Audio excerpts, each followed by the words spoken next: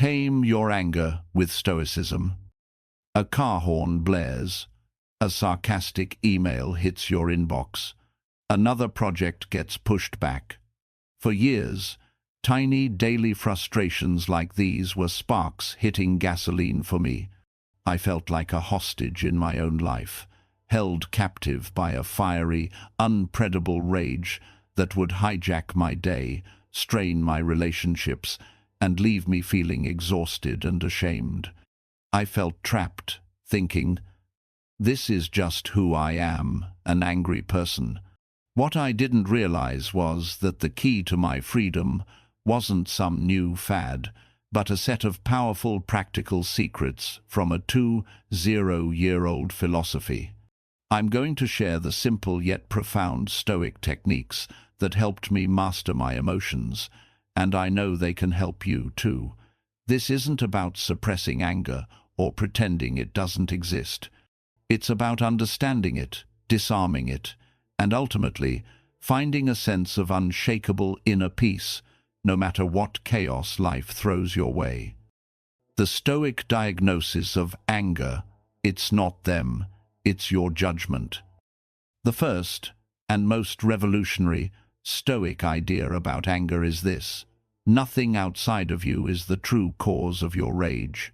It's not the person who cut you off in traffic. It's not the co-worker who took credit for your idea.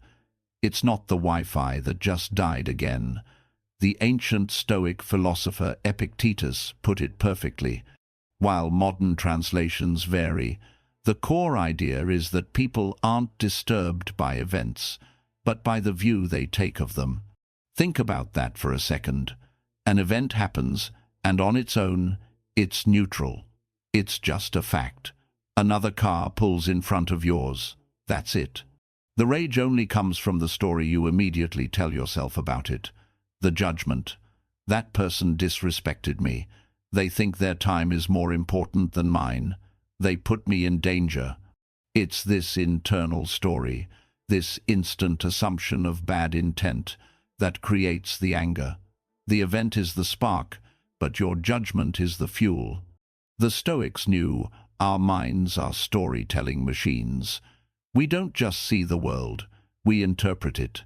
And in that tiny space between an event and our interpretation, we have a choice. That's where our power is.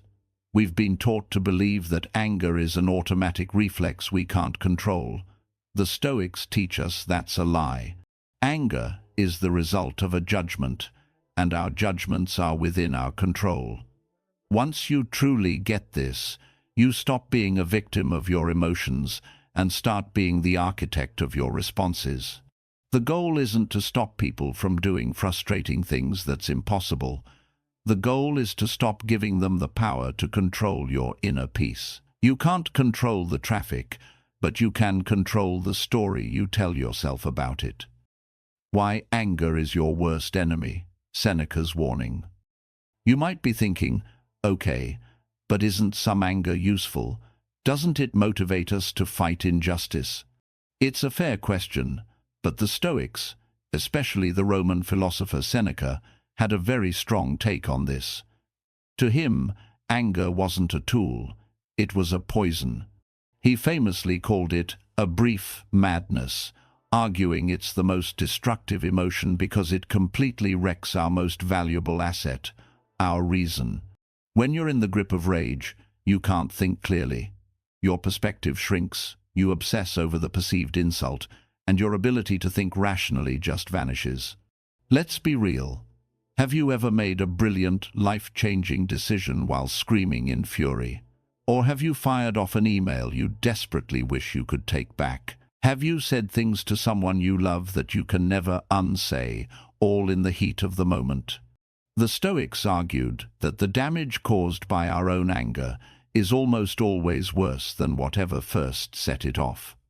Someone might insult you a fleeting moment of unpleasantness, but the anger you carry from it can poison your entire day, your health, and your relationships. The insult is external, the anger is a self-inflicted wound. As Seneca wrote, anger is like a ruin that breaks itself to pieces upon what it falls. His position was that anything you think you can achieve with anger, like correcting a wrong, can be done far better with calm, deliberate reason. Anger wants revenge. Reason wants a solution. Anger is impulsive and chaotic. Reason is steady and constructive. So, the first practical step is to accept this diagnosis. Anger is not your friend. It's a temporary insanity that hurts you more than anyone else. We shouldn't just aim to manage it. As Seneca advised, our goal should be to root it out completely. The dichotomy of control, your secret weapon. If the first two ideas are the what and the why, this next one is the how. It's the most practical tool in the entire Stoic toolkit, the dichotomy of control. The concept is beautifully simple. In any situation, some things are within our control and some things are not. So, what's on the short list of things we can control? Our thoughts, our judgments, our choices, and our actions. Basically, our inner world. And what's not in our control? Pretty much everything else. The weather, the economy, what other people say, think, and do. Even things like your reputation and your ultimate state of health are externals. You can control the actions you take toward good health, like diet and exercise, but you can't control the final outcome. You can act with kindness, but you can't control if it's appreciated. So much of our anger comes from one simple mistake, trying to control things that are, by nature, uncontrollable. We get furious in a traffic jam as if our rage could magically part the cars. We get incensed when a friend ignores our advice, as if our frustration could force them to see our way. We're essentially yelling at the rain and then getting mad that we're wet. The Stoic practice is to constantly filter every situation through this lens. When you feel that heat of anger rising, just pause and ask, is the thing upsetting me right now something I completely control, or is it external? If it's outside your control, like another person's behavior, then the only sane response is acceptance. This isn't weakness, it's a strategic move. You stop wasting your precious energy on things you can't change and focus it on the one thing you can, your own response. When you practice this consistently, it's liberating.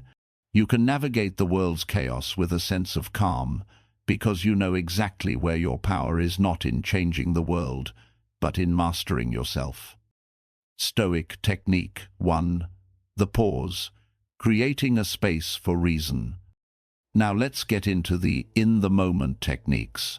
The first and most critical is simply the pause. Seneca wrote, "The greatest remedy for anger is delay. It's ancient advice for a reason. It works." Anger, as Seneca saw it, is an explosion.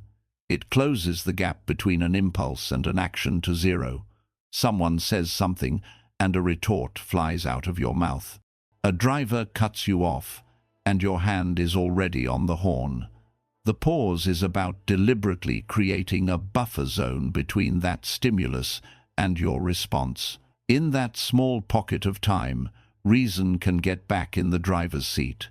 When you feel the physical signs of anger, the tight jaw, clenched fists, the heat in your chest, that's your cue. Your body is telling you an emotional hijack is starting. Your only job in that split second is to do nothing. Don't speak, don't type, don't act. Instead, you can draw on the spirit of Seneca's advice with a simple, modern action. Take one deep breath. If you can, step away. Put your phone down. Count to 10. It might feel like an eternity, but it's just enough time for that first wave of emotion to crest and start to fade. This isn't about ignoring the anger. It's about not getting swept away by the tidal wave. You see the feeling, there is anger, but you don't give it permission to take control. By practicing the pause, you reclaim your power. You give your rational mind a chance to catch up and make a choice you won't regret. Stoic Technique 2. Cognitive distancing, observing your thoughts. Once you've used the pause to create some space, the next move is to change your relationship with the angry thoughts themselves. This is a technique modern psychology calls cognitive distancing, but the Stoics were doing it 2 millennia ago. The goal is to stop identifying with your anger and learn to observe it like a scientist. When we get angry, we tend to fuse with the feeling. We say, "I am angry." The I and the anger become the same thing. This gives the emotion huge power, because if you challenge the anger, it feels like you're challenging your very self. The Stoic move is to reframe your inner self-talk. Instead of, "I am angry," you shift to, "I am noticing a feeling of anger," or "I am observing an angry thought pass through my mind." See the difference? In the first version, you are the anger. In the second, you are the calm observer of the anger. You're the sky, and the anger is just a dark cloud passing through. The Roman Emperor Marcus Aurelius constantly coached himself to see his initial impressions as just that, impressions, not commands. You can do this by treating your angry thoughts as suggestions, not orders. A thought pops up. That person is a total moron. You can observe it and think, "That's an interesting suggestion from my emotional brain, but I don't have to agree with it or act on it." This creates critical distance. It helps you see your anger for what it is, a storm of feelings and noisy thoughts, not the absolute truth. By observing your thoughts instead of becoming them, you rob them of their power. You realize you are not your anger. You are the one who decides what to do about it. If these ancient ideas are starting to click for you, and you're ready to trade reactivity for resilience, take a second to subscribe to the channel. We're all about digging up timeless wisdom to help you build a stronger, more peaceful inner life. There's so much more to explore, so I hope you'll join our community. Stoic Technique 3. Premeditatio malorum, rehearsing for trouble. One of the most powerful Stoic practices is called premeditatio malorum, which basically means the premeditation of evils. You could call it negative visualization. While our culture often pushes relentless positivity, the Stoics saw immense power in preparing for the worst. This isn't about being a downer, it's a form of emotional vaccination. Most of our anger doesn't come from events themselves, but from shattered expressions. We expect a smooth commute, a productive meeting, a polite interaction. When reality doesn't match our hopes, we're shocked and frustrated. This practice flips the script. Instead of just hoping for the best, you take a few moments to actively consider what might go wrong. In his personal journal, Marcus Aurelius wrote a famous reflection to prepare for his day. "The people I deal with today will be meddling, ungrateful, arrogant, dishonest, jealous, and surly." It sounds dark, but the effect is the exact opposite. By mentally rehearsing these frustrations, you do two things. First, you're no longer surprised when they happen. When a coworker makes an arrogant comment, your reaction isn't shock and outrage. It's a quiet, "Ah, yes, I was prepared for this." The element of surprise, which fuels anger, is gone. Second, it lets you rehearse your ideal, Stoic response ahead of time. You can decide right now how you'll act with calm and character when faced with rudeness. So, on your way to a family dinner, anticipate that a certain topic might come up. Heading into a big meeting, expect that someone might be unprepared. By facing these things in the calm of your mind first, you strip them of their power to ambush you later. You turn potential anger triggers into opportunities to practice your philosophy. You're not being negative, you're being prepared. Stoic Technique 4. cultivating empathy and kindness, the antidote to anger. This might be the most profound technique of all. The Stoics believed the ultimate response to being wronged isn't rage or even indifference, it's kindness and empathy. Marcus Aurelius gave us one of the most powerful lines in philosophy. The best revenge is to be unlike him who performed the injury. Anger wants to hurt back, but the Stoic path is to rise above that urge.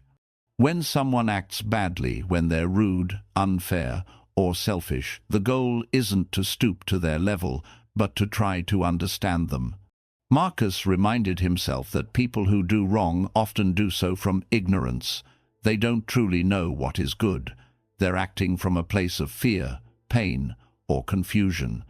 This doesn't mean you excuse their behavior or become a doormat. It means you choose a more rational and virtuous response than anger.